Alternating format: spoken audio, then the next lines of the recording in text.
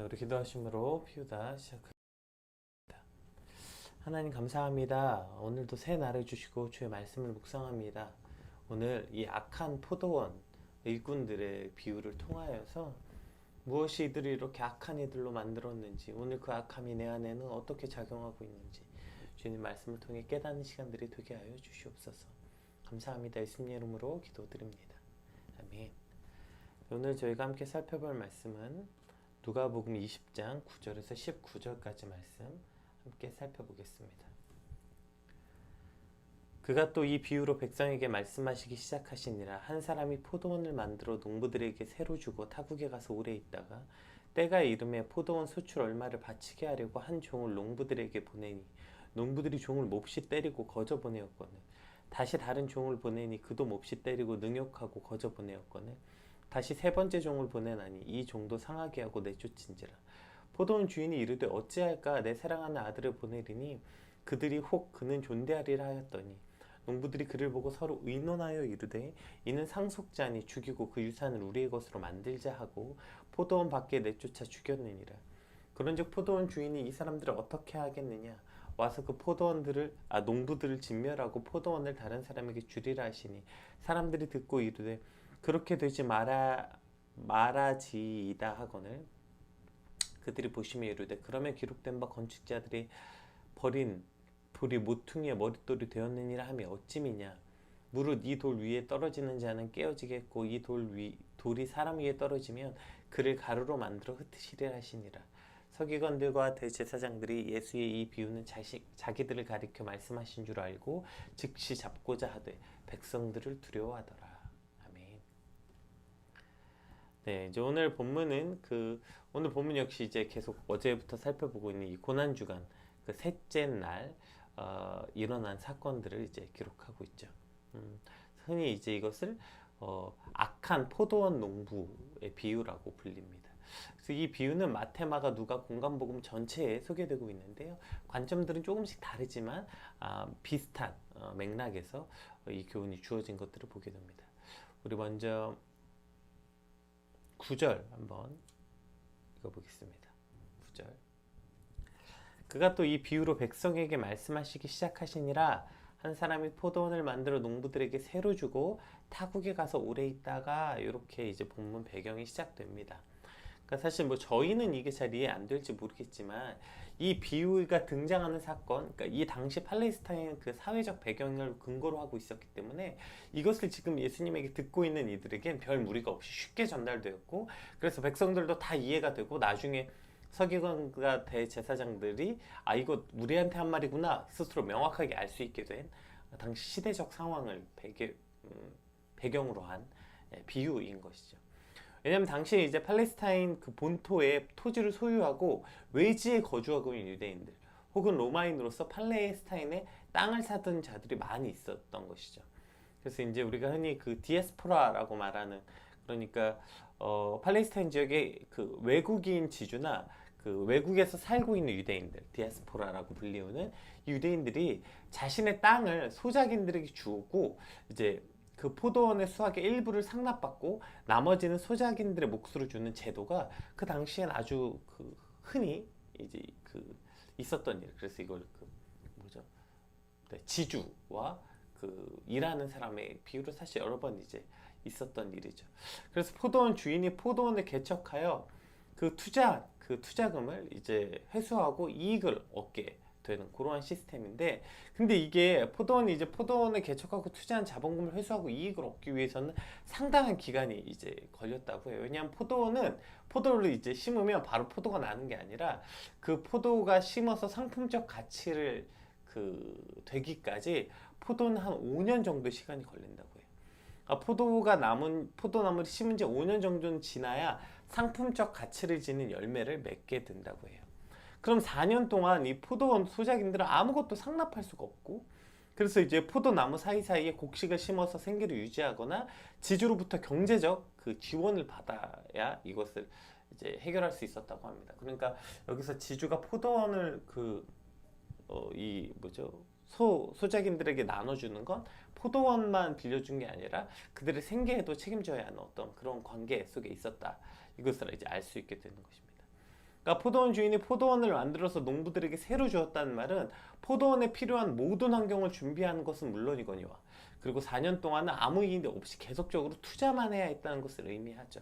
그래서 이제 오늘 이 누가복음에서는 기록되어 있지 않지만 마태 마가의 기록은 이제 뭐 산울로 두리고 즙을 짜고 구유를 파고 망들을 짓고 뭐 이러한 구절들을 표현되어 있어요. 그러니까 이 주인이 이 포도원을 만들기 위해서 얼마나 최선을 다해서 모든 환경을 구비했는가 이것을 이제 설명하고 있는 것입니다. 이제 누가복음은 이것은 하지 않았지만 어쨌든 이러한 그 포도원 주인이 포도원을 얼마나 최선을 다해서 이 소농장이들 먹고 살 일까지 책임져서 그 모든 환경을 잘 조성해 놓았는가에 관한 이야기죠. 그리고 이제 이 뒤에 나오는 이 계속 종을 보내는 것을 통해서도 우리는 이 주인의 성품이 어떠한지 우리 이제 알 수 있게 되는 거예요. 우리 10절에서 13절 한번 같이 읽어보겠습니다. 때가 이름에 포도원 수출 얼마를 바치게 하려고 한 종을 농부들에게 보내니 농부들이 종을 몹시 때리고 거저 보내거늘 다시 다른 종을 보내니 그도 몹시 때리고 능욕하고 거저 보내거늘 다시 세 번째 종을 보내니 이 종도 상하게 하고 내쫓은지라. 포도원 주인이 이르되 어찌할까 내 사랑하는 아들을 보내리니 그들이 혹 그는 존대하리라 하였더니. 자, 이렇게 시작됩니다. 그러니까 위에 얘기했던 이 포도원 주인이 그 포도원을 위해서 최선을 다해서 그것을 다 짓고 그 이제 수확이 되기 전까지 포도원 이 소작농들에게 먹을 것도 그들이 그 포도원의 상품이 돼서 돈을 벌 때까지 그들의 생계까지 책임져 주어는 이러한 포도원 주인이었고, 그리고 이제 때가 돼서 이제 종들을 보내서 그 이제 소출에 얼마를 바치게 하려는 이게 당연한 계약 조건이었잖아요. 그래서 이제 그걸 받으려고 보냈더니 농부들이 종을 몹시 때리고 보내요. 그 또 다른 종을 보냈더니 그도 몹시 때리고 이제 더 심해지죠. 능욕하고 보냈다. 예, 이렇게 하고 이제 세 번째 종도 보내니 그도 이제 때리고 보낸 이 지금 이 세 번에 걸쳐서 이 네 번에 걸쳐서 모두 사람들을 이제 보냈다. 지금 이러한 기록이 되어 있습니다. 그런데 이제 이렇게 된 이유가 이제 이 안에는 또 당시에 그 어떤 그 소작농들과 이 주인의 관계가 포함되어 있는데, 이게 이제 그 주인이 소유에 관해서 그것을 사람들을 보내고 그것을 다시 자신의 소유로 돌릴 때 그것을 세 번 정도 이들이 만약에 내지 않으면 그 소유권이 소작농들에게 돌아간다는 어떤 그런 법칙이 있었다고 해요. 그러니까 어쨌든 어떤 이유든지 간에 이 소작농들이 이 포도원 일꾼들이 포도원 농부들이 그 주인이 보낸 종들을 계속 때리고 능욕한 장면이 오늘 본문에 등장하죠.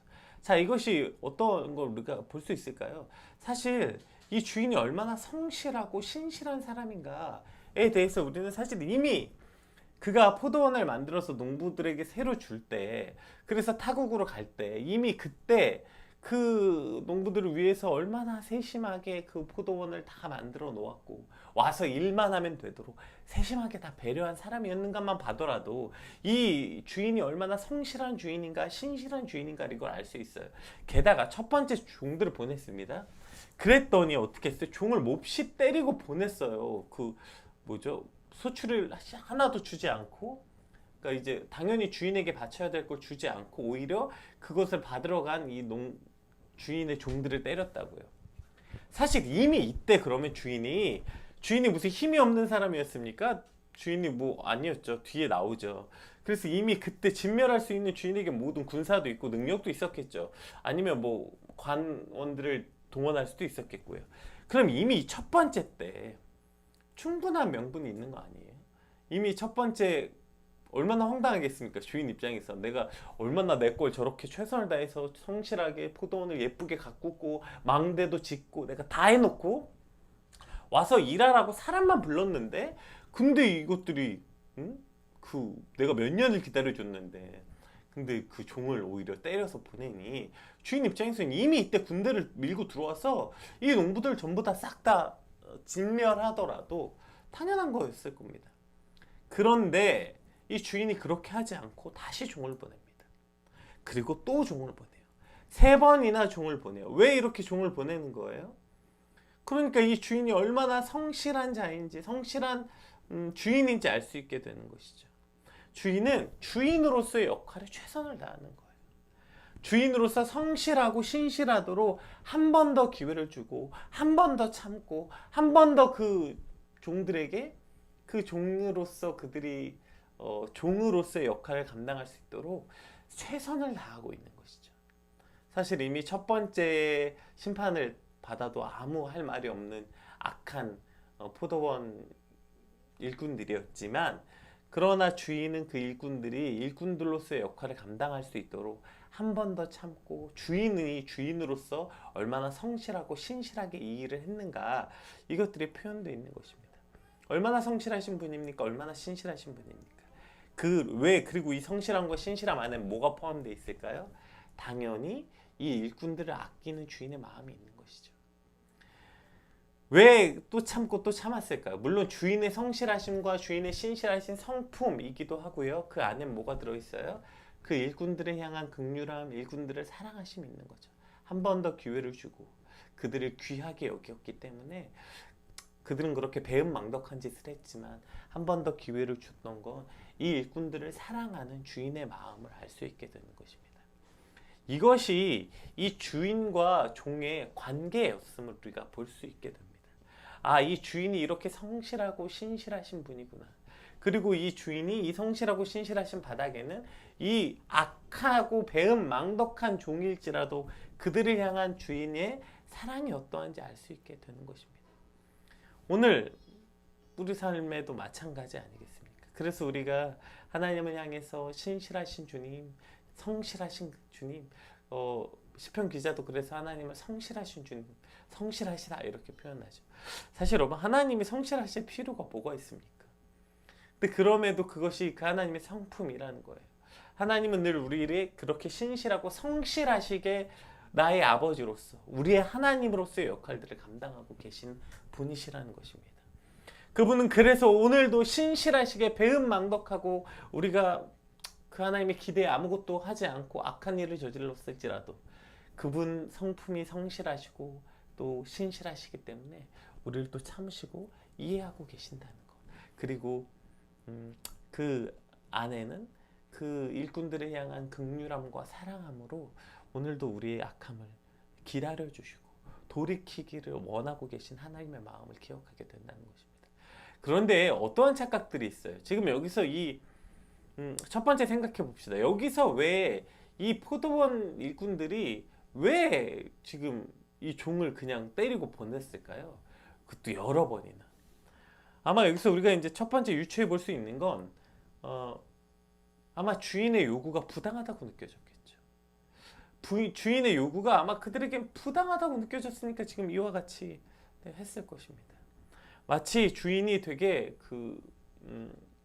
성실하지 않은 주인, 마치 그냥 던져놓고 자 해서 이제 먹고 살만하니까 등장해서 우리 걸 빼앗아 가려고 해? 이러한 어떤 착각들. 아니 이거 내가 몇 년을 해가지고 이거 지금 이제 드디어 상품으로서의 포도가 나오기 시작했는데 아니 이걸 가져가? 안 돼. 어떤 이러한 주인에 대한 부당한 요구? 주인의 요구가 지금 부당하다고 느껴졌을까? 왜요? 그들은 이미 이전에 주인이 그들에게 베풀었던 것을 기억하지 못하고 있기 때문이죠. 이미 주인이 먼저 그들에게 얼마나 성실하시고 신실하게 보내셨는지 이미 그것들을 그들이 기억하고 있지 못하는 것입니다. 이미 주인이 그들에게 얼마나 성실하게 그 포도원을 망대도 짓고 얼마나 많은 것들을 베풀어 두었는지, 그 하나님의 얼마나 먼저 베풀어 두신 그 은혜와 사랑, 이 새를 주기 전에 포도원을 조성할 때 세밀하게 하나하나 그렇게 조성하고 울타리를 만들고 구유와 망대를 갖추고 그렇게 어떤 하나님의 성실하신 그 모든 것들을 해놓고 그리고 그들에게 일하게 했는데, 그런데 이들은 지금 그것을 기억하지 못하는 것입니다. 하나님이 먼저 베풀어 두신 은혜, 하나님이 먼저 베풀어 두신 그 모든 환경, 하나님의 그 성실하심은 전혀 기억하지 못하고 그저 내가 노력하고 내가 수고하는 것, 이것에만 착각하고 있다는 것입니다. 때로 하나님이 우리에게 어떠한 것을 요구하거나 우리 삶에 어떤 것을 해라고 말할 때 우리가 거기에 어떤 불평이나 불만이나 부당함을 갖게 되는 이유도 마찬가지라는 것이죠.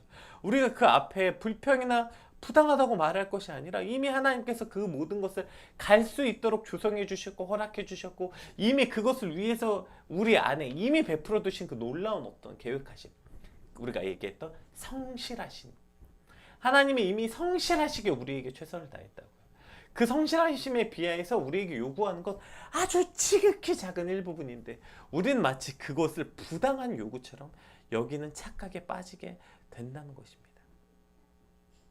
즉 하나님께서 베풀어 두신 은혜는 보지 못하고 하나님이 요구하시는 것들에 대해서만 불평하고 그것에 대해서 그냥 핑계대는 어리석음이 우리 안에 있지 않나 생각합니다. 하나님께서는 이미 우리에게 성실하도록 그 모든 것을 조성해 주셨습니다. 분에 넘치도록 그것을 그 하나님이 요구하신 것을 충분히 감당해내도록 이미 성실하시게 준비해 주셨던 것이죠. 그리고 그것을 매우 당연하게 요구하신 거예요. 그걸 하시려고 앞에 성실하시도록 우리 삶에 베풀어 두신 거라고요. 그런데 그 요구가 부당하다고, 그 요구가 과하다고, 그 요구에 대해서 불평과 불만을 쏟아내는 것 자체가 이미 우리 안에 주인에 대한 성실하신, 심실하신 그 은혜와 사랑, 이 모든 것을 잊고 있기 때문이라는 것입니다. 오늘 말씀을 통해서 첫 번째 우리가 기억해야 될 것, 주인은 어떤 분이신가? 즉 우리의 하나님은 어떤 분이신가? 이것이 우리 안에 확고해질 때, 어떠한 순간이 왔을 때 하나님이 누구신가라는 질문 앞에서 그것을 우리가 돌보고 판단할 수 있어야 될 것입니다. 오늘도 우리 안에 이제 여러 가지 일들이 벌어지겠죠. 때로는 그것이 당혹스럽고 어떠한 일이 왜 이런 일이 벌어졌지? 하나님 내 삶에 왜 이런 것들을 펼쳐주셨지? 왜 하나님 내게 이런 걸 요구하시지? 라는 의문은 들 수 있어요. 그러나 그때 우리가 바로 생각해야 되는 건 하나님이 누구신지 기억하는 거예요. 여러분, 하나님은 성실하신 분이에요. 이미 우리에게 그것을 하시기 전에 이미 하나님은 그 망대를 세우시고 울타리를 세우시고 구유와 포도주 틀과 모든 걸 구비하신 후에 그리고 우리에게 그것을 요구하신 것입니다.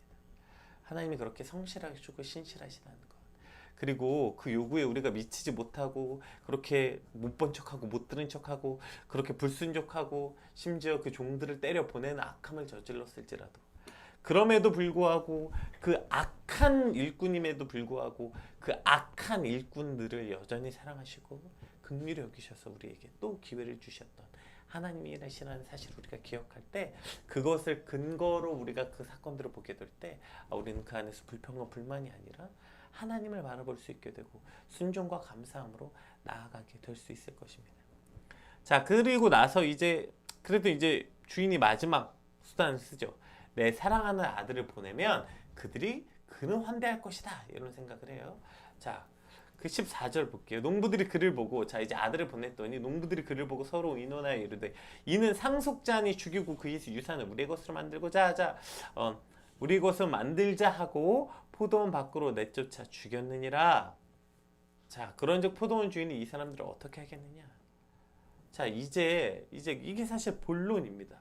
왜 그들이 이 포도원 주인의 아들을 때려서 죽였는지, 이것이 이제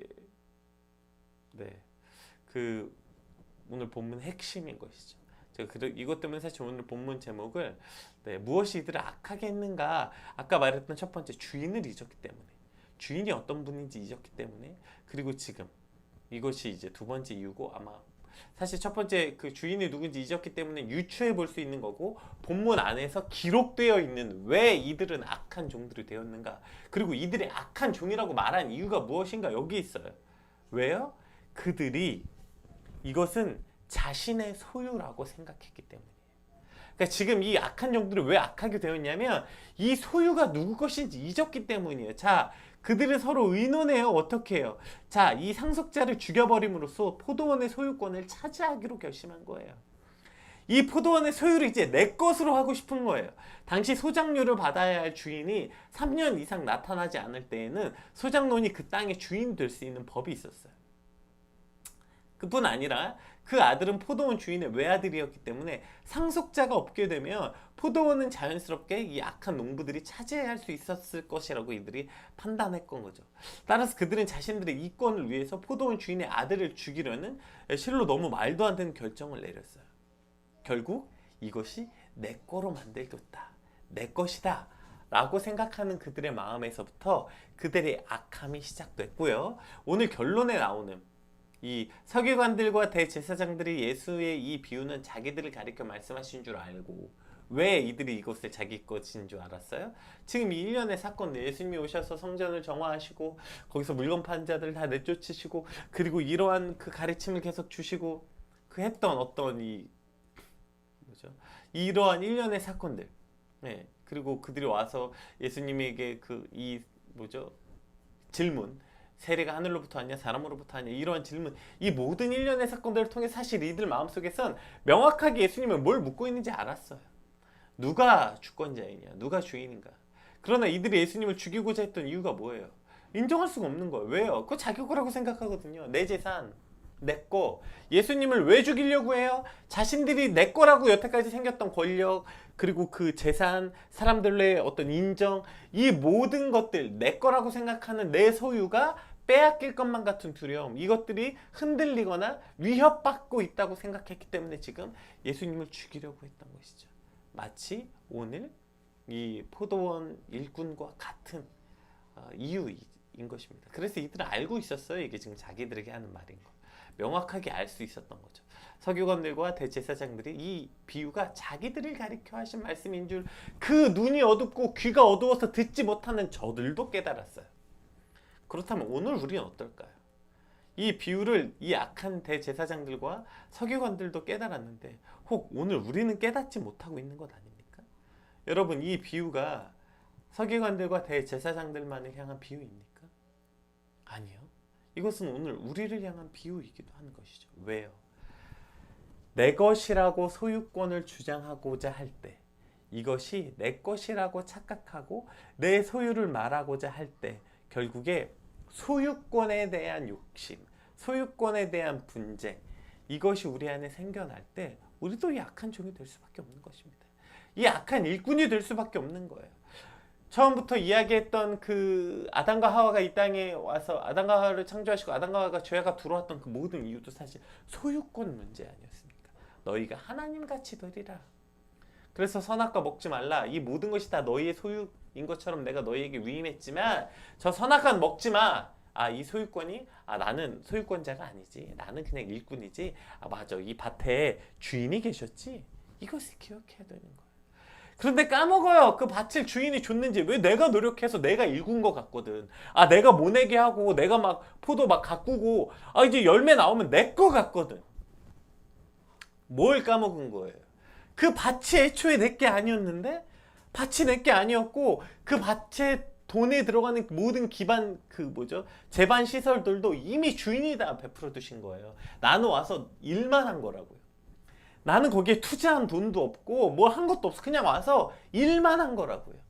그런데 자꾸 내가 일한 거에 집중하다 보니까 내 거 같아요. 내 소유권 같아요. 내 삶이 내 것 같아요. 내 돈이 내 것 같아요. 내 시간이 내 것 같아요. 내 인생이 내 것 같아. 이러니까 소유권이 이제 내 것이라고 착각하게 되는 순간 주인에 대한 불평과 불만이 쏟아지고요. 그 다음에 주인의 요구에 대해서 심지어 그 주인의 아들을 죽이는 것까지, 그 일까지 하는 겁니다. 그 악한 일들까지 저지르면서 그 밭이 내 것이길 원하는 욕망에서부터 이 악함이 시작됐다는 것이죠. 이 종들의 악함은 바로 여기서부터 시작됐고, 이것이 이 종들이 악하다라고 말한 거예요. 이 종들이 그 종들을 때렸고 심지어 그 아들마저 죽였고, 왜 이런 일이 일어났냐고. 왜요? 오늘 본문에 나오잖아요. 이것이 그들이 죽여서 우리 것으로 만들고자 하되, 상속자를 죽이고 그 유산을 우리 것으로 만들고자 하되, 내 인생을 내 것으로 만들고자 하되, 내 시간을 내 것으로, 내 재산을 내 것으로 만들고자 하게 될 때 우리는 무조건 저 악한 일꾼이 될 수밖에 없는 것입니다. 그리고 오늘 이것이 오늘 우리에게 이 비유가 주어진 이유라는 것입니다. 여러분, 우리 인생이 어떻게 우리 것이 되겠습니까? 내 삶이 어떻게 내 것이 되겠어요? 이미 하나님께서 밭을 사서 우리에게 주셨고요. 그리고 그 모든 재반시설, 비를 내리시고 물을 주시고 이 모든 천지 만물을 하나님의 섭리 가운데 오늘 여기까지 인도하셨기 때문에 지금 오늘 우리 인생이, 우리 삶이 여기까지 존재하고 있는 것이죠. 그러나 이것을 기억하지 못하고 그것을 내 것으로 만들고자 하게 될 때 우리 역시 약한 일꾼이 될 수밖에 없는 것입니다. 이것이 이들의 악한 이유고 배은망덕한 이유의 핵심이라는 것입니다. 오늘 말씀을 통해서 다시 한번 내 삶이 누구 것인가, 내 삶이 어떻게 여기까지 왔는지 우리가 기억하게 되니 아침 되시길 주님 이름으로 축복합니다. 오늘 우리 받은 말씀 놓고 함께 기도합시다. 먼저 주인이 누구신지, 주인의 성품을 기억해야 돼요. 그분이 얼마나 성실하시고 신실하시고 아무런 자격 없는 나를 이렇게까지 사랑하셨는지, 그리고 이 모든 것의 주인이 누구였는지 기억하게 되는 것이죠. 그러나 그들이 그것을 자기 것으로 여기게 될 때 그들의 악함이 시작됐고 반드시 기억해야 돼요. 그 악함은 그냥 악함으로 끝이 나지 않고 심판이 있었다는 것입니다. 오늘 하나님, 내 삶을 내 것이라고 우기게 되는 순간, 내 삶을 내 것이라고 착각하게 되는 순간, 내 것으로 만들고자 할 때 주님, 우리가 얼마나 악한 종이 될 수밖에 없는지 주님 기억하게 하여 주시옵소서. 내 삶이 주의 것입니다. 내 모든 소유가 주의 것입니다. 고백하는 시간이 되길 소망합니다. 우리 같이 함께 기도하겠습니다. 기도합시다.